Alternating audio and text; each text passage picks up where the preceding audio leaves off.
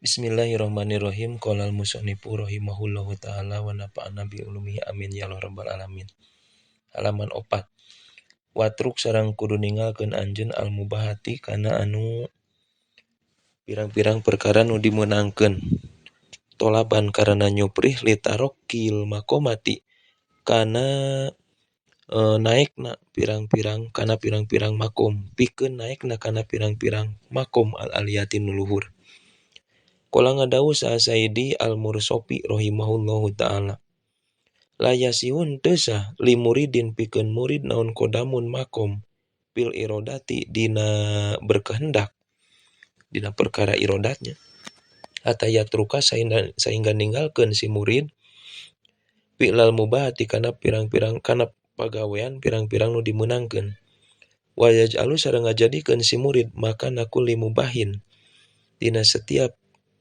dina tempat tiap-tiap anu dimeunangkeun taroka nu ninggalkeun si murid hukana itu kulinnya makmurun kana parentah syar'i anu bangsa sara min mandubin tina nu disunatkeun aula atawa nu leuwih utama yazdanibu ngajauhan si murid al mubah kana nu dimeunangkeun ka annahu saperti saenyana mubah eta munha nu dilarang anhu ti itu si murid anu tina itu mubah karohata tanzihin kalawan makruh tanzih. Jadi kieu lamun teh mah urang hayang meunang darajat nu leuwih luhur di payunan Allah maka sakuduna urang teh kudu ninggalkeun kana perkara anu dimeunangkeun ku Allah. Tah ieu nya anu dimeunangkeun ku Allah ge salian ti fardu sareng sunat urang teh kudu ditinggalkeun keur pikeun mencapaina urang darajat luhur di payunan Allah. Sabab di dieu la yasihu li murid qadamun fil iradah hatta yatruka filal mubahat. Jadi henteu sah ayeuna si murid nepina kana makom anu luhur di payunan Allah mun eta teh mah si murid teh bisa ninggalkeun kana pagawean anu dibolehkeun seperti istirahat, healing itu kan perkara dibolehkeun ku Allah teh. Dahar ayeuna urang teh sapertikeun nya lah santai-santai dah. Bahkan ngajadikeun urang teh kudu bisa ngajadikeun kana perkara eta santai-santai istirahat kana perkara nu diparentah cek hukum syara sehingga istirahat eta kudu bisa digantian ku urang teh ku perkara nu sunat. Mun ayeuna urang isuk-isuk ngopi. Ngopi kan dimeunangkeun samemeh urang neangan napakoh mangkat gawe ngopi heula urang teh santai heula menikmati di pagi hari. Meunang eta meunang. Tapi lamun hayang ayeuna luhur di darajat di payunan darajat Allah mah gantian tas santai-santai ngopi eta isuk-isuk teh ku ngaji, ku sholawat, ku sholat duha, jeung sajaba-jabana perkara anu dipandang sae mung ku Allah. Gitu. Kakara eta jalma bisa naik darajat di payunan Allah sabab geus bisa ninggalkeun perkara nu dimeunangkeun. Atawa bahkan ngajadikeun eta teh tanya ngajauhan perkara santai-santai isuk-isuk atawa ngagoler keneh isuk-isuk eta teh sebagai larangan ti Allah nu disebut ke kadituna makruh tanjih. Tah ieu ye keur urang urang kudu nyaho lah naon di perbedaanna makruh teh kan aya dua. Aya makruh tanjih aya makruh tahrim.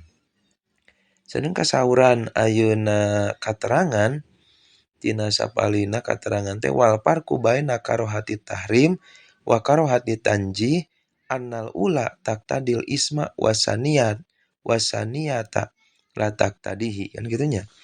Perbedaan makruh tahrim jeung makruh tanjih teh nu kahiji makruh tahrim mah mata kadeukeutkeun kana dosa, ngajurung kana dosa. Lamun makruh tanjih mah henteu ngajurung kana dosa. Contoh kieu we contoh leutik makruh tahrimnya.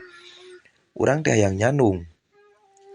Begitu rasa hayang nyandung tapi dina hate geus boga kayakinan asa moal sanggup urang ngana pokohan atau urang moal sanggup adil Geus boga keyakinan kitu dina hate tuluy ilang nyandung, eta teh haram we. Haram da geus boga keyakinan urang teh eta teu bisa adil kalah nambah-nambah dosa, eta disebutna makruh tahrim.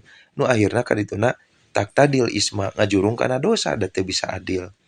Lamun makruh tanjim mah hilapul aula, nyulayaan tina kasampurnaan. Minum bari nangtung, dahar bari nangtung. Tah saperikeun kitu. Tah eta disebutna makruh tanjih.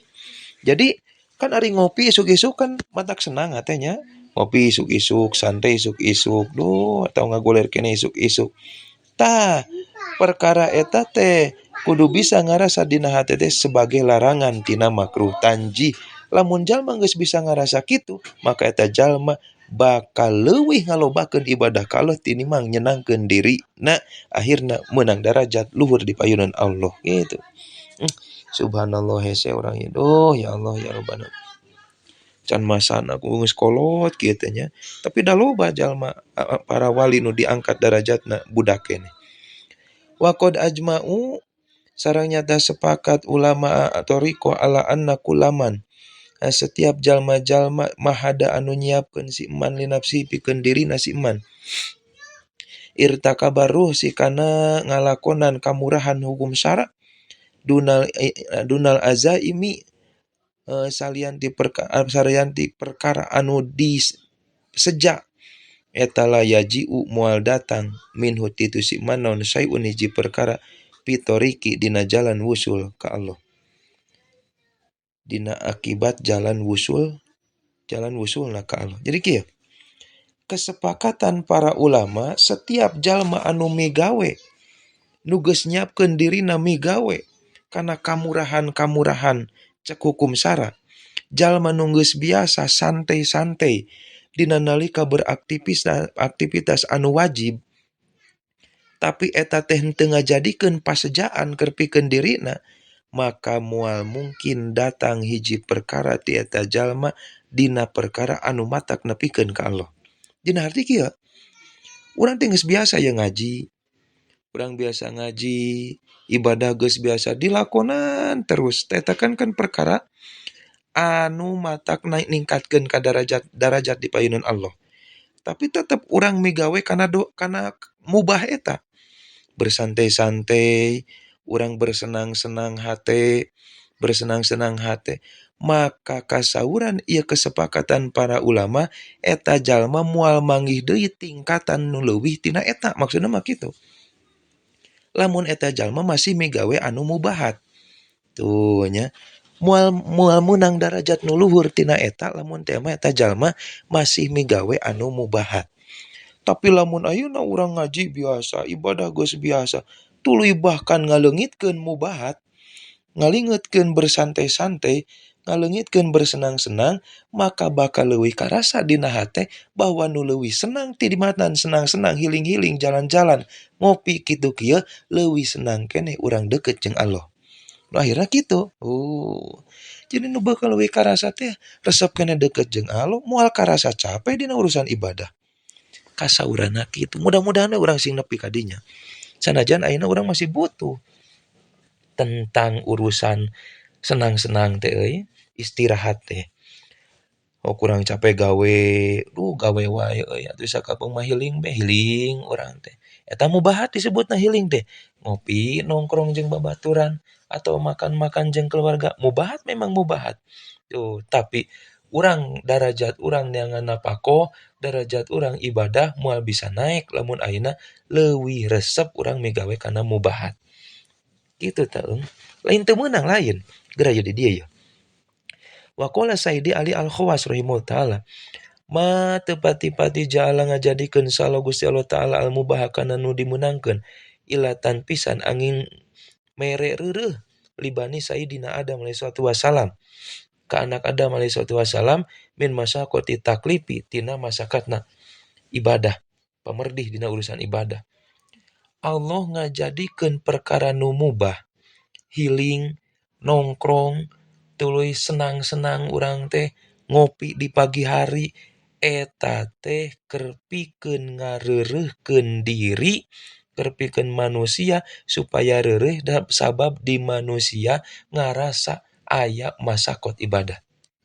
Capek urang gawe bae, capek urang ngaji bae, sakabeung mah ajak healing meunang.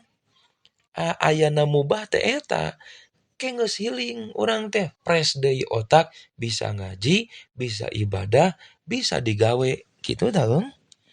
Eta teh keur ngareureuhkeun urang eta teh dina masakotna ibadah meunang kitu meunang. Ngan lamun terus migawe eta moal bisa naek urang darajat di payunan Gusti Allah. Sakitu we derajat urang. Lamun ayeuna derajat urang ibadah osok ngaji osok tingkat derajatna kagenep dibarengan jeung ayeuna urang pagawean mubahat maka moal naek kana 7 terus we genep. Salagi mubahat masih kena dilakukeun. Komo nepi ka urang betahna dina mubahat. Nu jadi bahaya ya. Nepi ka kewajiban urang jadi hoream.